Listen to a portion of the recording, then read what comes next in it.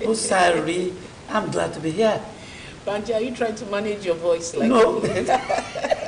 I don't understand this. Let's keep it with this accent.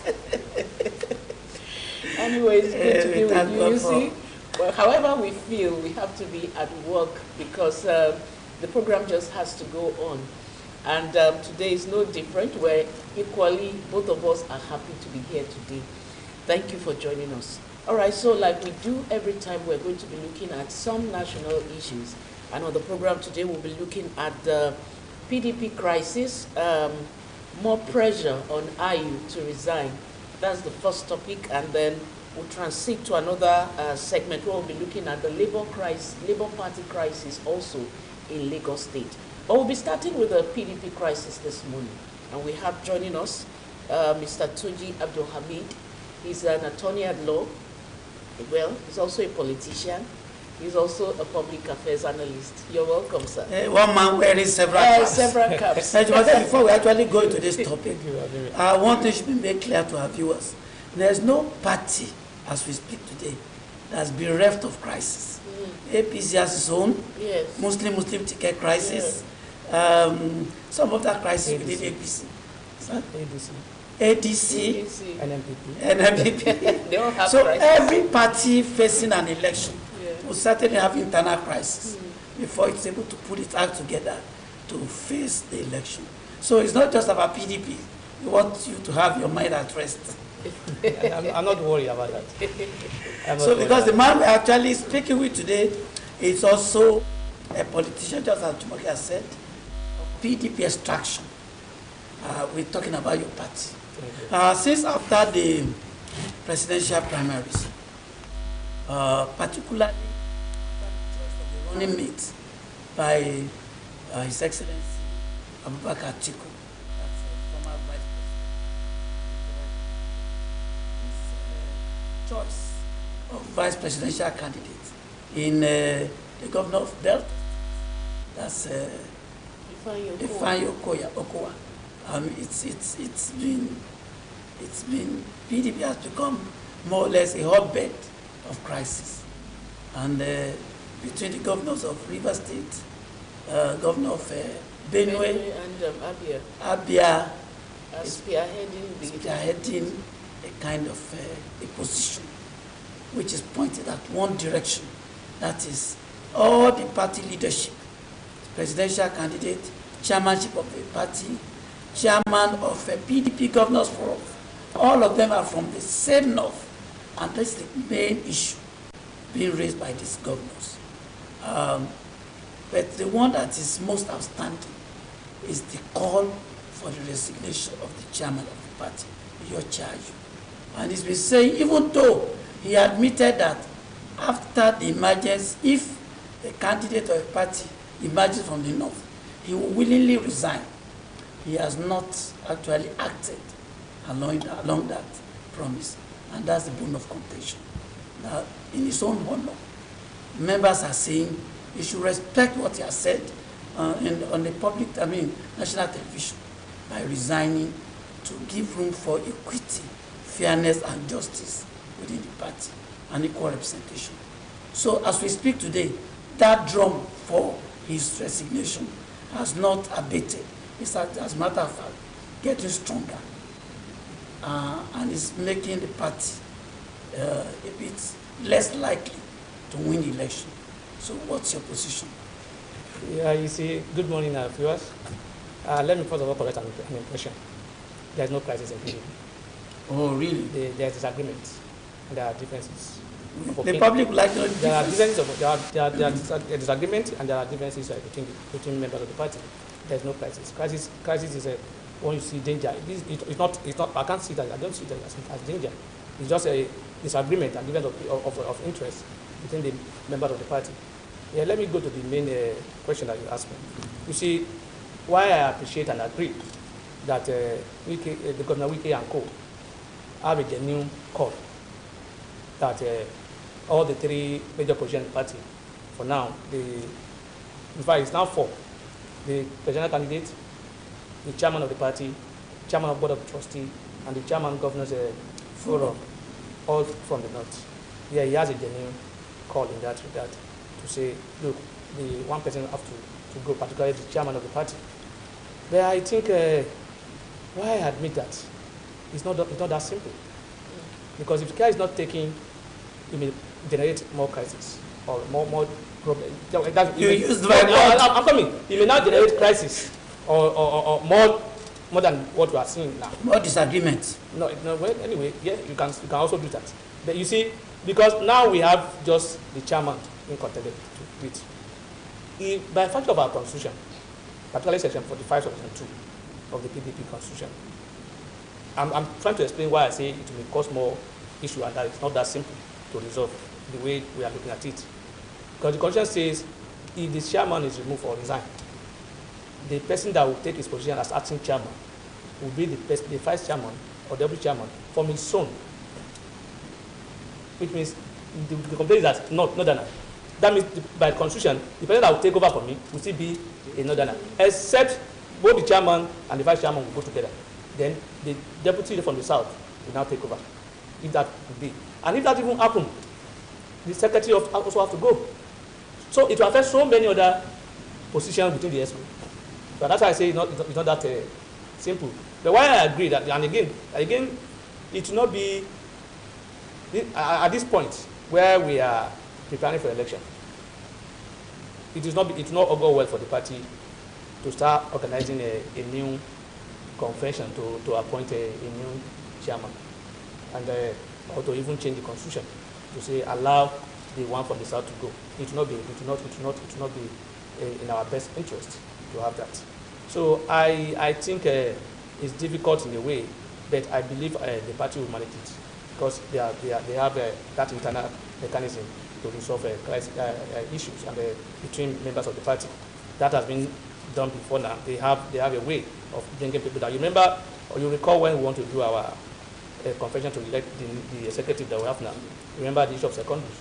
It generated a lot of issues. Even a day to the election, we are told that there is a court case or whatever.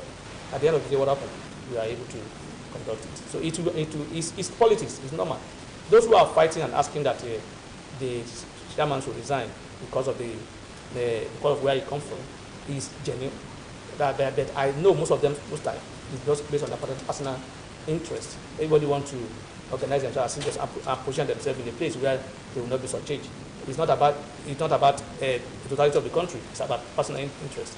So, like I said again, it have to press softly, so that resolution of that issue will not cause more problem for the party. All right, but if the constitution of the PDP has already clearly spelt these things out, why would someone make a promise at the initial stage of when he was appointed as the chairman that if he's appointed, he's going to resign? If a candidate emerges from the north, why would you make such a promise if you know that there are things that are stipulated in the Constitution? Is that just an act of desperation? It's not everybody that knows the Constitution. And it's not everybody that look at the Constitution for the principles. Even chairman of the party. It doesn't matter. People see Constitution as issue for the lawyers. Most people don't care about it. If I ask you about the Nigerian Constitution, it should be for everybody. Most time, people will expect the lawyer to be the one to know it. So people don't see and they don't look at those things before even making. Probably after making the statement, maybe you may realize that, or probably when he became the chairman, he's enjoying the office and he's now looking at how do I leave this place just like that. You see, he probably may not know that is the position of the Constitution, but I'm not aware. I've not seen him say that I will resign. He says so. But he also said he has a 4-year mandate, so it's two. Your word and my word now. So I don't know which of them is correct. I wasn't there, so I didn't know whether truly or not he made that statement. I've not seen any report in any paper where he says, where they quote him to say, I will resign if the candidate from the north is. We are just. No, it's on national television. We are just hearing from people. Okay. I've not heard of it. I've not seen it. Okay, let's look at the party, and you just spoke about the internal mechanism to resolve issues. Why has it always been difficult for PDP to resolve issues until they get to the head?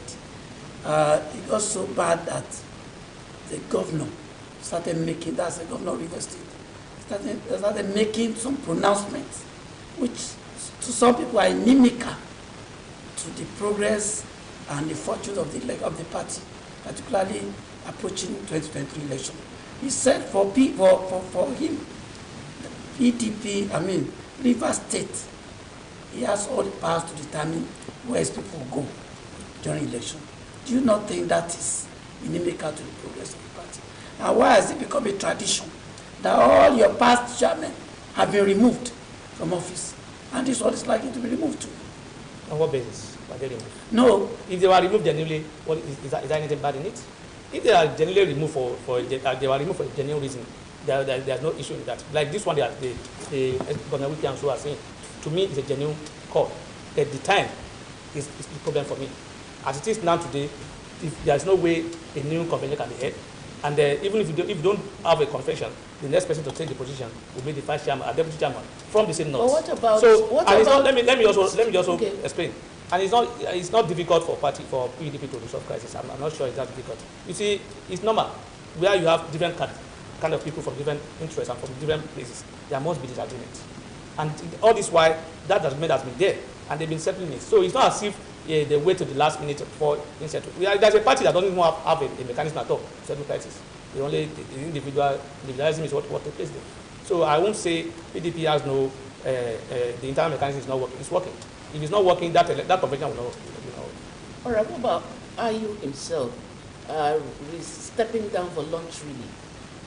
I'm still looking at the side of the Constitution now. If it comes voluntarily from him, okay, for the sake of fairness, peace in the party, and justice, what about if he voluntarily steps down?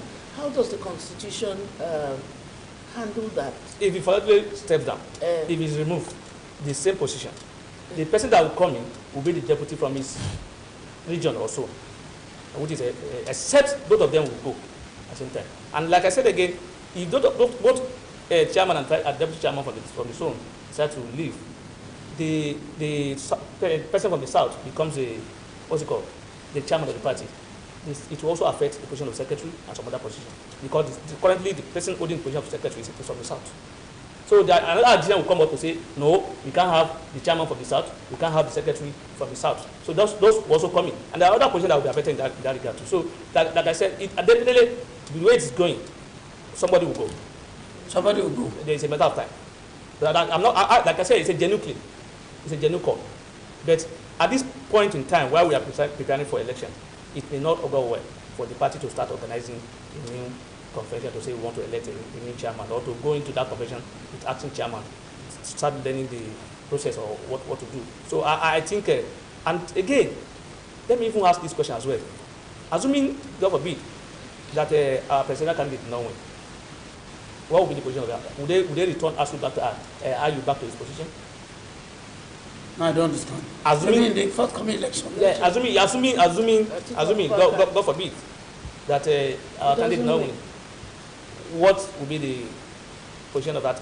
Will it be called back to come and say, okay, now that we're doing an election, come back to your position? So, and that's why people are saying, look, let's wait till after the election, and then we resolve this issue, and then we'll arrange. But those people who want him out, probably they have a personal issue within themselves. You know, they were the one who brought him there. Yeah. They were part of those who brought him there. And if you don't know, this is about politics. It's a game. When things are happening, people know where they are heading to. When they were clamoring for the removal of Second that time, they have a purpose, because they have interest, and they know that this may be a clog to our interest. They want him out, because if Secondo is chairman today, there is no way we can go. So we also be even if he emerge as a candidate, this same agitation will come up, and that's what they are trying to plan at that time, when they were saying that, look, he must go. But it's difficult in a way. Wike is very fundamental to the party. Governor Wike is very, very fundamental. He has done well for the party. He has been in the party since inception. He has not even left for once. He has been contributing to the party. But in as much as he contributed to the party also made it. The party made it. Without the party, he won't become what it's been. So it's double. It's not one way issue. Because I hear that some people will say he's been the only person holding. Well, yes. You may be the one spending money, you may be the one holding the party together. When it comes to elective position, if people don't choose you, then there's no problem. It's not as if they just pick Alhaji Atiku Abubakar and say, come and take it. It was an election, and he won. So on that basis, I will not say it was deliberately done to say let's put him there as against those who are running the party before now. So do you not see PDP as being responsible for the problem is undergoing today? The party had initially zoned the presidency to the south before it was upturned. And eventually, when you went for the convention, it went to the PDP, to the northern. It was never so. The Southern Governors Forum actually met in Delta and agreed that the presidency will come to the south. In fact, part of the grouse of the PDP governors in the south is that Okowa actually betrayed the trust because he actually hosted that meeting. And it's the same person that has yielded to become the vice presidential candidate for Abubakar. In other words, he worked against the agreement made. And so, do you not see this problem as self-inflicted? I will not agree with that. I will not agree with that because the issue of Sony you even talk about, I'm not aware of that. There was nowhere it was said to it's being sown to south. It was never made. There was nothing like that. It was an agitation from party people. Level. Yes, it was an agitation from the people that it must be to the north. And when they were holding those meetings, when the governorship from APC, PDP are coming to them, I was one of those who maintained that look, this cannot work because these people are just working for their personal interest. Once it's against their interest, they will just jettison the agenda they are carrying. I asked that question at that time. I said, look, assuming the PDP tried to bring another candidate, with those APC governors from the south now say we are going to APC, PDP, because we are going to other party, or vice versa. Let's say assuming the APC tried to bring another candidate, with those in APC clamoring for the southern candidate, leave the party. No, they will not. So they are just, you see, politics about interest. When you see people make agitation, do anything, it's not for you, it's for them. It's for personal interest. They want to position themselves and say, look, they want to know what will be that. If you look at the leave being sought by those people, what they're asking for. You know, one of them is that the chairman should go. One of them that they should be told what will be their offices, what will be given to them. So it's not about you and I. It's about individual interest. That's politics. Politics is about interest. If you go into politics, you have an interest. If you don't have interest, you will not be there doing that. So it is about interest, and so I will not agree that PDP caused the crisis. There was no crisis. There was no Sony. Because even if you are talking about Sony, it is to the north. If we are to look at the Sony formula of the party, because people are missing. Well, the situation has been different. If Atiku Abubakar has picked Wike as vice president, you won't be hearing all this. This issue became issue because he was not picked as vice president. Because before that time, you did not hear him say anything. Because after he was not picked, the issue became an issue. So you see, the point is this: the people are misleading other people in terms of this Sony of a thing. There is nothing like the Sony. If you are to adopt Sony in PDP, the right place to go is the north. Why did I say so? Look at the Sony formula. Look, the last president from the PDP is from where? From the south. So if you are looking at Sony, it should be the north. So the people are looking at APC as PDP. APC, PDP, they are different parties. So if the fact that somebody that is here now is from the north does not mean PDP is banned. It's not a national constitution. It's a party constitution.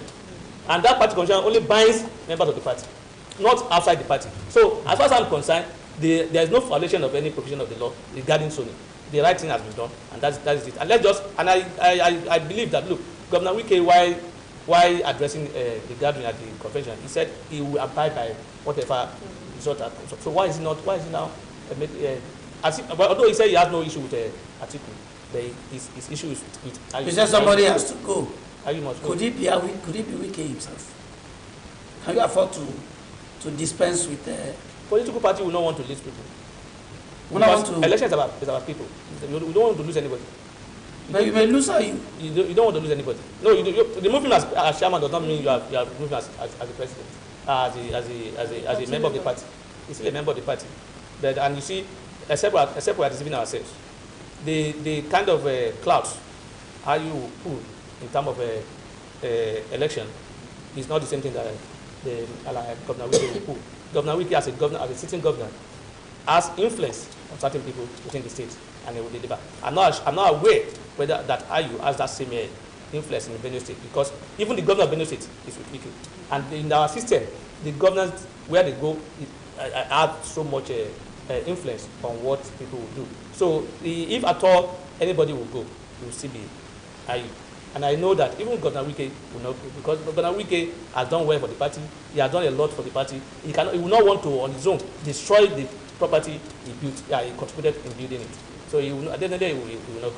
All right, let's look at the person of IU.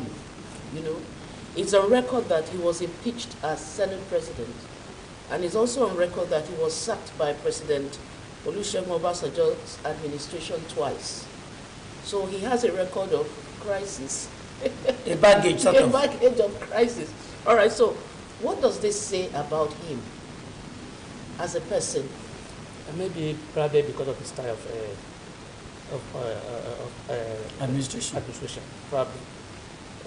Probably he's not that listen to people. Probably he's not carrying people along. Probably he's been acting autocratically. Probably they have you see, because in politics, no matter how good you are, once you are not living, once you are not passing to the tones of certain people, there's no way they will not push you out. They want to. You must align with people. If you don't align with people, you will lose. So whether or not, and you see, where the first mistake he made, where after the confession, the second day, if you remember, that video went viral, where they were with Atiku in his house or somewhere, and Tambua came in and he said, "You are the hero of the confession." It's not good for the chairman to say that. Chairman, it shows that he has a biased mind before now. That means he has interest in certain candidate, and he worked for that candidate, and that's why he'll be saying. So probably that's why his problem started from. Look, this man is biased. He has betrayed us, and we have to deal with him, because they brought him. They were part of those who brought him, who supported him, and then they said, "Look, we will show you that we are bigger than you." And truly, governors are bigger, and we have about 3 governors or 4 in support of this cause. The party cannot afford to lose any of them. Okay, what's the position? Issue. I'm interested in the position of your presidential candidate in all of this. Recently, he was in London to tell you how much Governor Wike has become the bride. Almost all parties are after him. So Atiku did not want to stay behind, not want to lag behind. He also joined the other presidential candidates in London to secure a meeting with Governor Wike. Now, what is his position? He's been silent. Is he actually willing to let go of IU to gain Wike?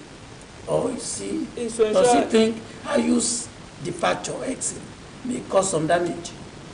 No, I think, I'm not his spokesperson. No, we need to know. And I'm just a member of the party. Okay. So I'm not speaking as a spokesperson of the party or spokesperson for Alhaji Atiku Abubakar. I'm speaking as Tunji Abdulhamid, a member of PDP.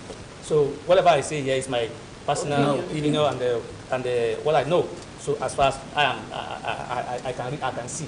So I am aware. You can see Alhaji Atiku Abubakar is very mature politician. A very, very mature politician. I can see he's not talking.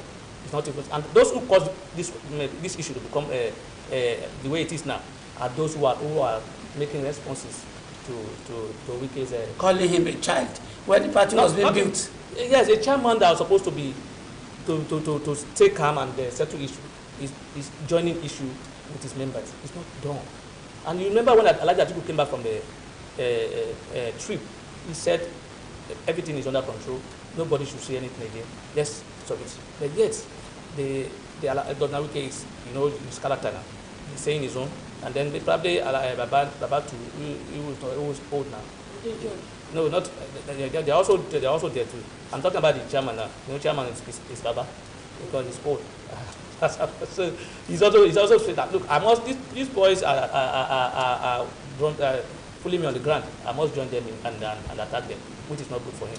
I expect everybody to keep quiet, just like Alhaji Atiku Abubakar is doing, and use internal mechanism to resolve the issue. Because the more you talk, the more you put more fuel in the fire. So in all this, let's look at it from the law angle. Because as much as you're a party member, you're also an attorney at law. What kind of cases will this spring forth? And then you just give us an insight into the law. The implications, legal implications of all of this. Yes. I don't see any legal implication on it. Really? Yeah, there's nothing. There's not, like I said, the only Because nobody has gone to court on the matter. because there's no, it's not. You can't go to court and there's no what's it called has been violated. No, nothing has been violated. As far as the constitution of the PDP is concerned, I've not seen any of them. God forbid that lawyer knows of the law. Probably I've not read up to that level, but I've not seen any for now to say this is what has been violated by having. Though there is a provision in the constitution that says in achieving the objective of the party, that's section 7.3. In achieving the objective of the party, the position, elected position and the party position must be arranged in such a way that it will ensure fairness, equity, and justice. So if on that ground, maybe I will agree with you on that ground, you can go to court and say, look, there's no fairness, there's no equity, and there's no justice in the way and manner these things are now, that we have this and that. Then I know nobody will go to court for that. And it will be resolved, and then probably we'll see what will happen thereafter. We still have a 5 months to the election. Or maybe we should start putting to writing some agreements we make Even within the party. That okay, if a northern president emerges, I will you see, maybe they'll then be able to make a case out of this thing. You see, the point is that even if you have an agreement, I am one of those who believe that, look, agreement is not only about putting it down in writing. It's about the intention of the party, about the sincerity between the people who are party to the agreement. If you have no matter how well agreement is drafted, no matter how good, how clear it is, if you are not sincere with yourself, there will be disagreement, and people will simply breach that agreement. So sincerity is what matters. But in the interest of the party, I expect the chairman to say, look, I will resign, but let's finish the election.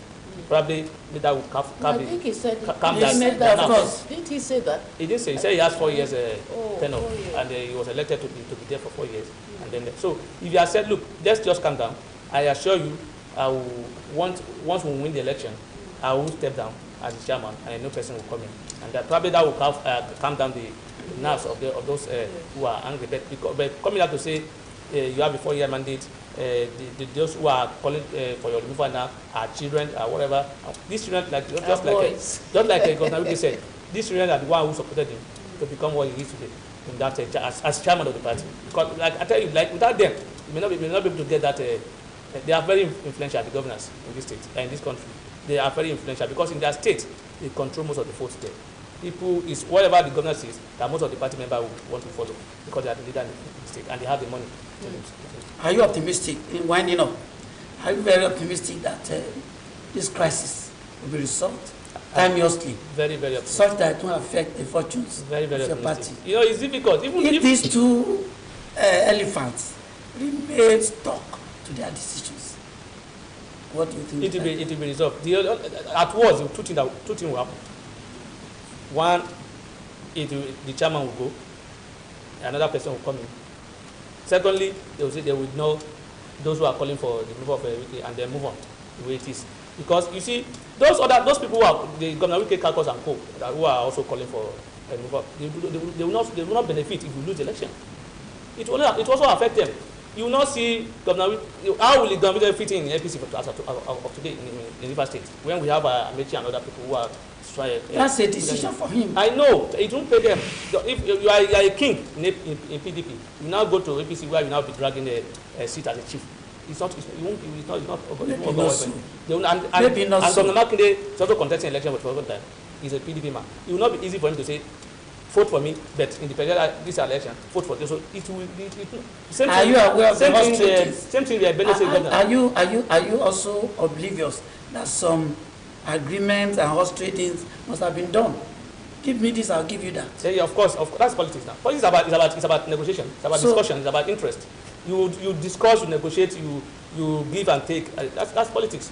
That's what corporate. So they must have weighed their options. Of course, they must have weighed their options, but I think they are still with PDP and they will be with PDP. They won't go. I trust that. I have that confidence in the party because the internal mechanism of resolving crisis is there. They will be.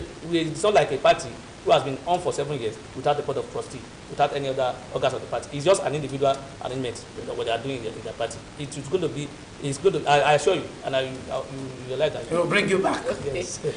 All right. Thank you so much. Thank you for sharing your information with us on the program. Thank you for having me. All right. So we are done with talking about the PDP crisis. We'll be moving on to talk about the Labour Party crisis in Lagos.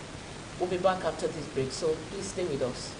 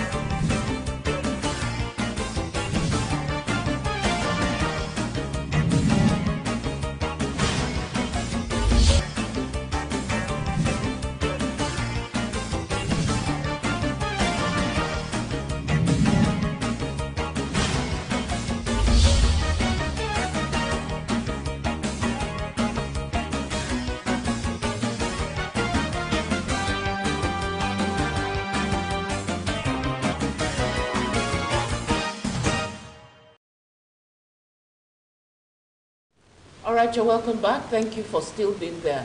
So like I said, we're going to be talking about the Labour Party crisis in Lagos as factional leaders struggle for power. And we have joining us in the studio the State Deputy Chairman of Labour Party, Oloye Adeniyi Adegboyega. You're welcome, sir. Thank you very much. Thanks for joining us. It's my pleasure. You're welcome. The name is Oloye Adeniji. Adeniji, sorry, not Thank you Adeniyi. so very much. Adeniji. You're Yes. welcome, sir. Yes. Yes, sir. It's our pleasure having you here. Thank you very much. It's no news that Labour Party is coming up strongly at the Yes. national level with the obedient movement and That's all of right. that. And I know that even at the state level, the party is doing all it can to make a good impression in Lagos State. Oh, yes. So it came to many as a kind of shock that even before the party could get its act together to make an impression in Lagos State, That's right. there's strong internal crisis that is capable of tearing the party apart. Tell us, give us an insight into how we got to this stage. The factional leaders are claiming the placeholder, that's our marriage, has gone to Ifagbemi. our marriage has actually gone to court, saying that no executive has been has come up at the state level. Now he remains the party chairman and also the candidate of the Labour Party. Meanwhile, the Vivo Badebo Rose. Badebo is the one the party has recognized. How did we get to this stage? Thank you so very much. Labour Party is undergoing a very, very serious revolutionary transformation. You see, and in revolutions, leadership is not claimed. It emerges spontaneously based on the exigencies of the time. You get me? So, right now in Labour Party, I don't believe it is an issue of crisis. It is basically an issue of politics. And politics is all about interest, who is where, at what time or the other. So, we are working seriously to put all these things in order. And in the next few weeks, you will see the Lagos State Labour Party coming out formidably with all necessary structures. Incidentally, I am the chairman of the Structure Reconciliation Committee, Structure Constitution Committee. So we are meeting all stakeholders to make sure we reposition the Labour Party for the task ahead. You see, you can see that Labour Party is now composed of various great Nigerians, comrades from different backgrounds, from APC, from PDP, and you know me, I have been in another party before. And as the chairman of the Movement for Fundamental Change, we are very, very glad that the fundamental change we have been nurturing in the past 10 years is coming to fruition. And it's a divine intervention. And so everybody must be ready to work in the plan of God. It is not a personal issue. If you walk in the plan of God, divine intervention will propel the party like a miracle. All right, see, Yes.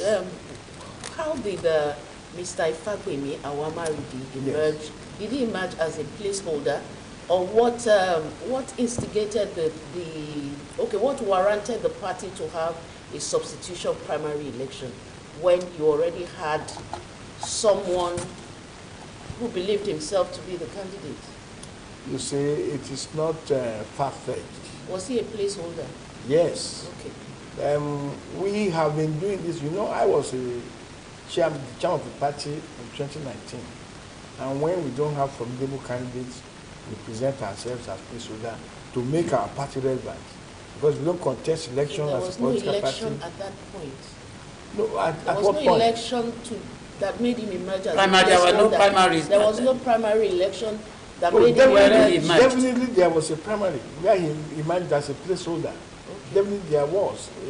So that does not mean that he's not a placeholder. Okay. However, the important thing is overall interest of the party in this coming election.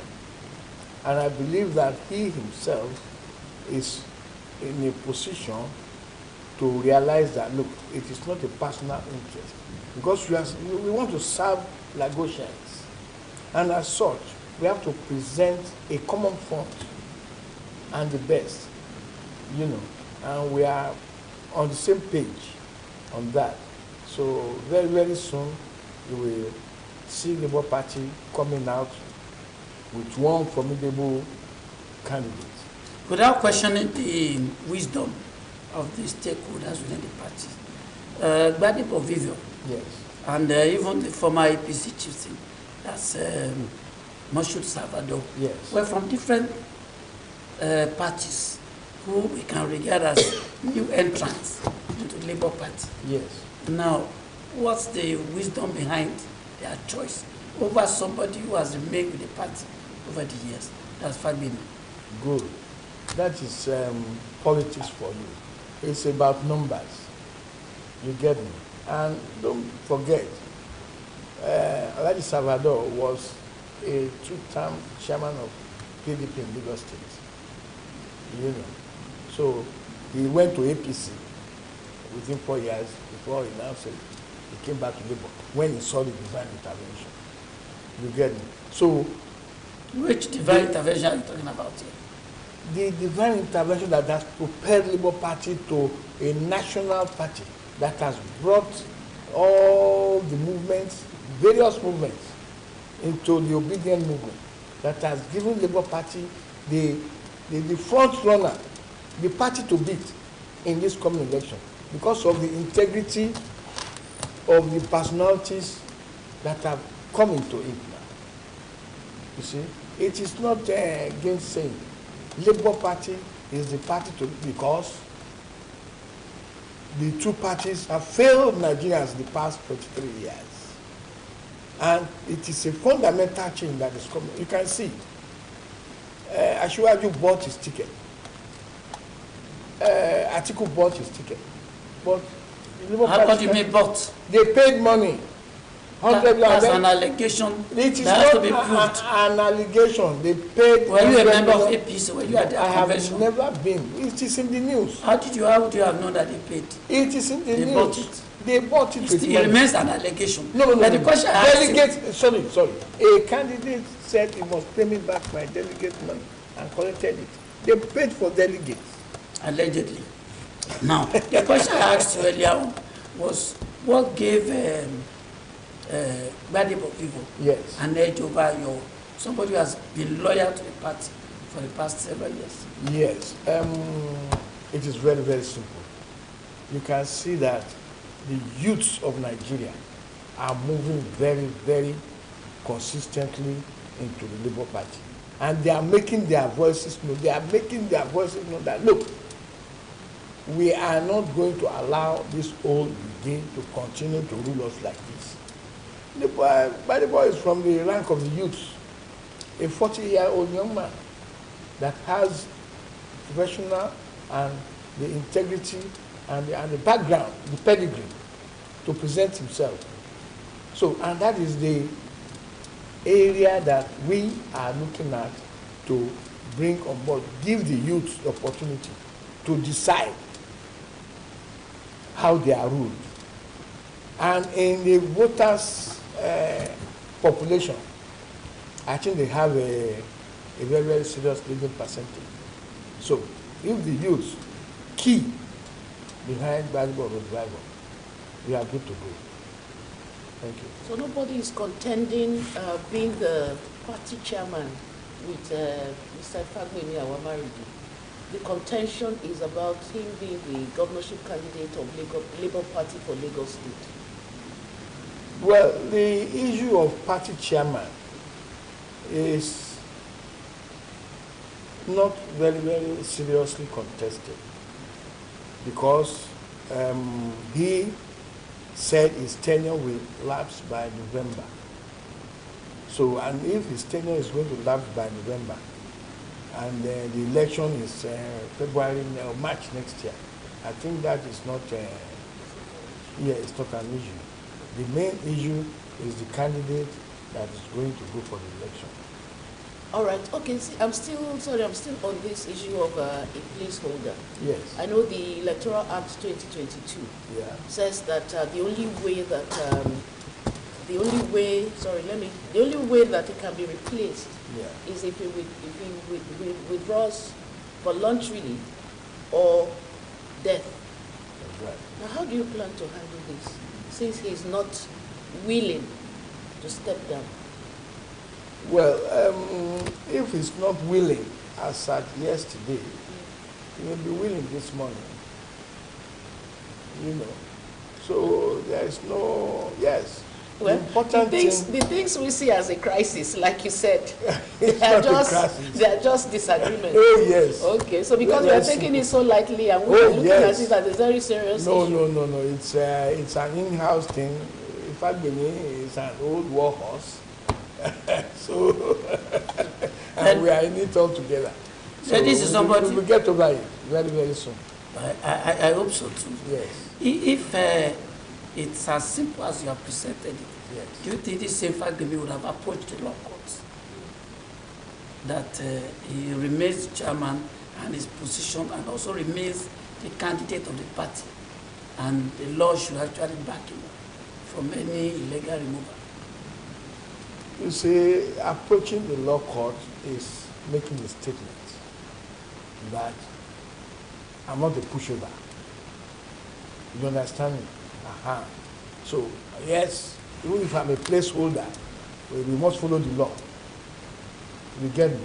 And that is what he's saying. And he's, remember, he's also a lawyer. So, he's right. However, I'm very, very sure that very soon we'll be on the same page. You yield to the pressure within the party? No, not really. It's give and take. He may yield and he may say, okay, we may place them one deputy, one governor, just like that. The important thing is we want to win Lagos State. Yes. Any of them can be deputy, any of them can be governor. We are going to sort it out. At the negotiation table? Oh, yes. All right. That's politics for you. All right. I will also know that Chief Ayo Adebanjo, the acting leader of Afenifere, has also stepped into this matter to see that he could resolve it. That's right. But even after he stepped in, Mr. Fagbemi Awamaridi has still not yielded. The Baba is a very, very democratic father, and they have been tutoring us on the way forward to make Nigeria united.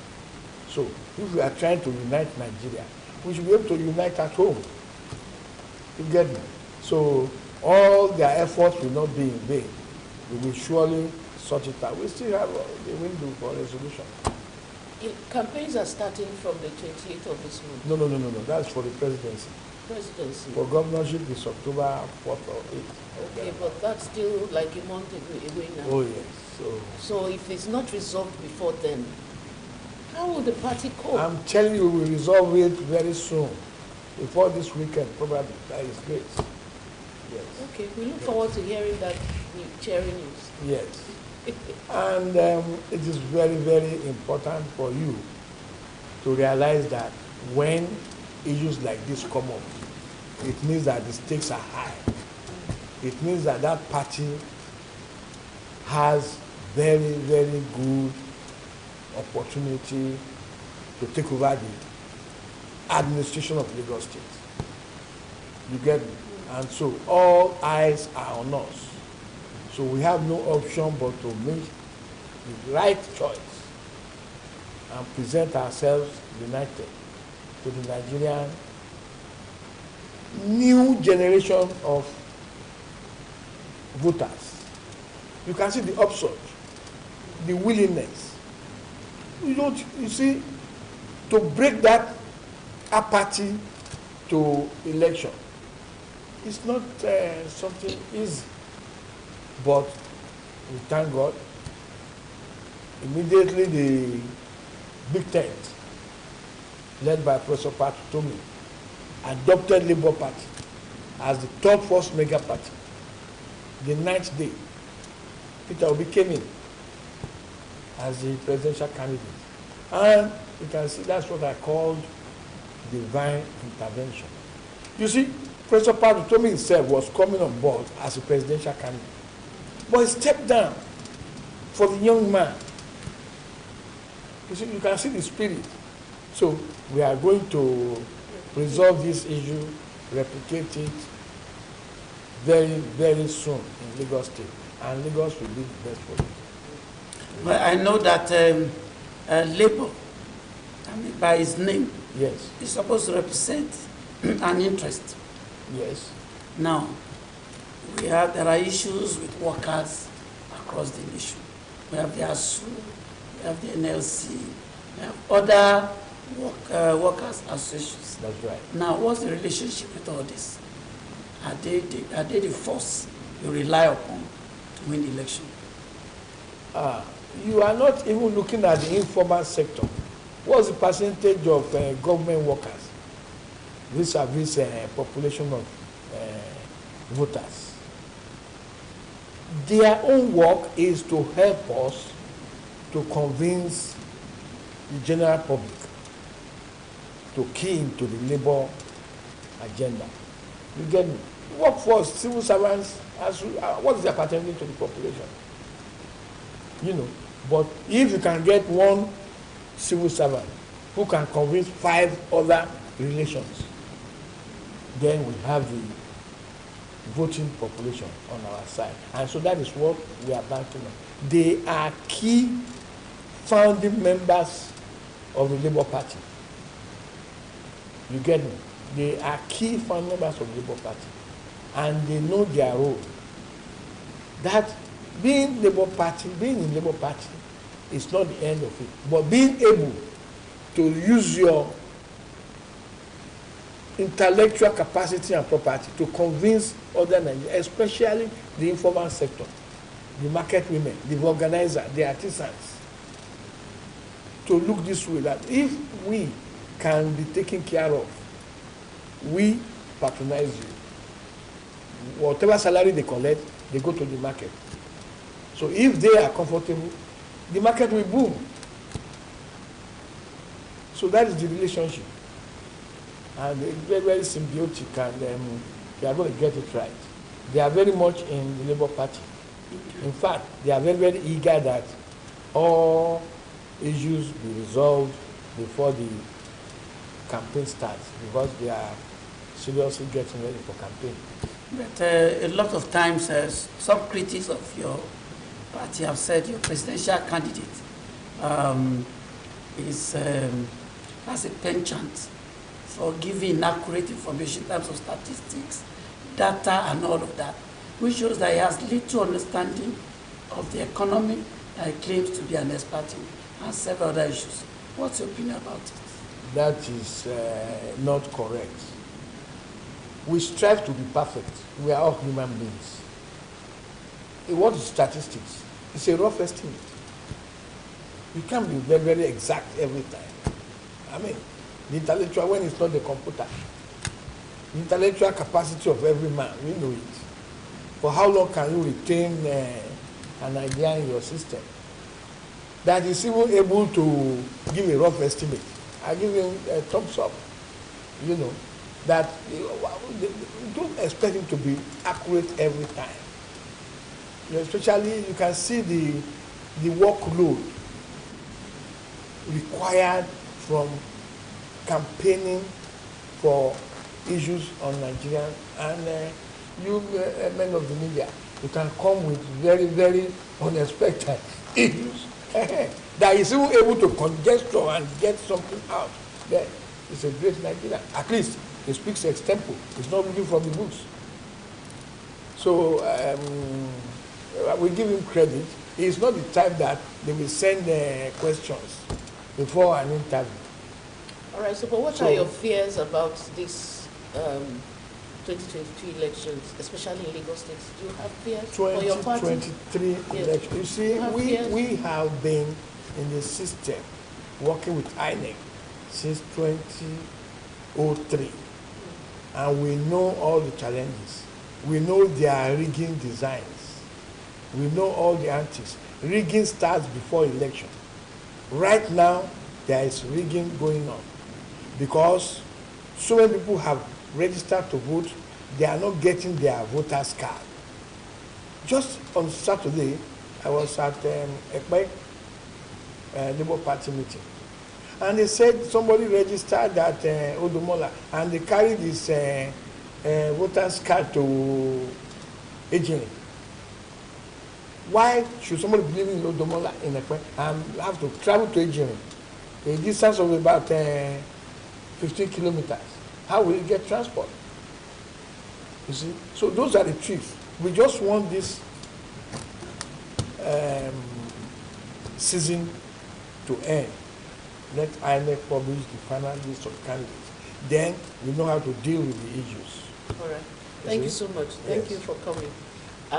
We've been talking with Oloye Adeniji Adegboyega, the State Deputy Chairman of the Labour Party. Thank you, sir, for coming to clarify these issues. Thank you for having me.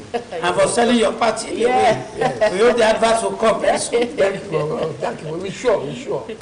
All right, so we'll be back on Wednesday for our midweek edition of Summit. Join us again then on Wednesday. My name is Jumoke Michaels. Bye-bye. Thank you for being part of today's edition of the program. We rely on you always. Please be there always for us. We'll be here too. Thank you very much. My name is Manji Busai. See you.